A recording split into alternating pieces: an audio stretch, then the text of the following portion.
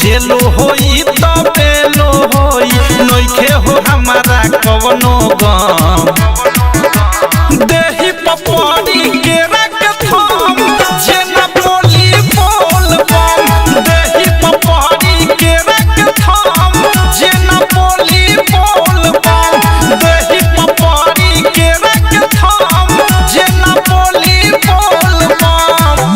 Hello hello check वो operator बम थोड़ा sound बढ़ाइए। जी हाँ, एक आवश्यक सूचना, सभी कांवरियों से नम्र निवेदन है कि कृपया अपने लाइन में ही बने रहें, लाइन को तोड़े नहीं, क्योंकि लाइन टूटेगा तो सभी कांवरियों को चलने में दिक्कत होगा। अपने ही लाइन में बने रहें, आगे बढ़ते रहें, जय शिव का नारा लगाते रहें, बोल बम का नारा लगाते रहें, बाबा कृपा करेंगे। और मेरे पीछे पीछे मेरे साथ में यही बोलना है, बोल बम बोल बम बोल बम बोल बम बोल बम बोल बम बोल बम बोल बम बोल बम बोल बम बोल बम बोल बम।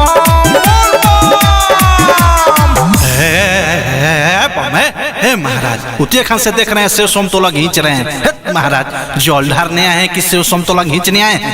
कब्बे से देख रहे हैं एकदम शरबत गटक रहे हैं महाराज, इहो सो होता है का?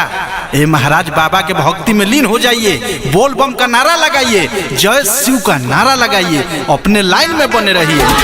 बाबा के जुलूस निकलल बयाज हो, बोल बम के काहे न निकले आवाज हो। और आगे कहे के बा, सुनो सुनो ये बम नारा लगाओ तू बोल बम के, सुनो सुनो ये बम नारा लगाओ तू बोल बम के। ढाला पड़ी जे बाजता तो ढाला पड़ी जे बाजता तो नाचो कांवरिया छम छम छम देही पपड़ी के रख थम जेना बोली बोल बम देही पपड़ी के रख थम जेना बोली बोल बम देही पपड़ी के रख थम जेना बोली बोल बम। Hello hello check.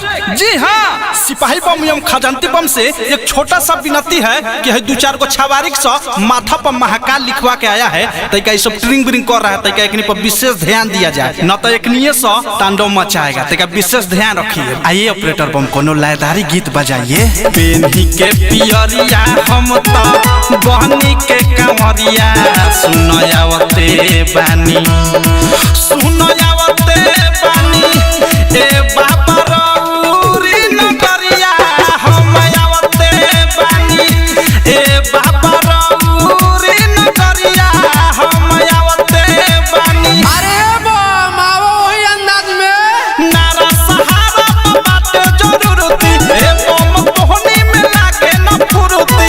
अरे काए बम चलो सुनो सुनो ए बम काहे नाचता रे थम थम के, सुनो सुनो ए बम काहे नाचता रे थम थम के।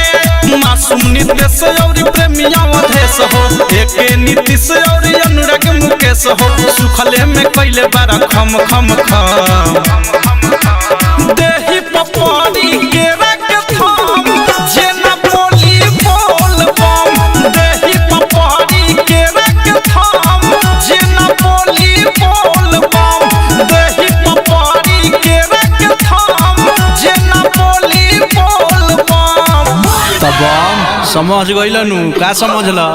समझ गईनी हमरा नइके खाए के केरा के थम। तो केरा के थम नहीं खाए के तो बोला बोल बम बोल बम बोल बम बोल बम बोल बम बोल बम जोर से बोल बम बोलिए बोल बम बोल बम बोल बम।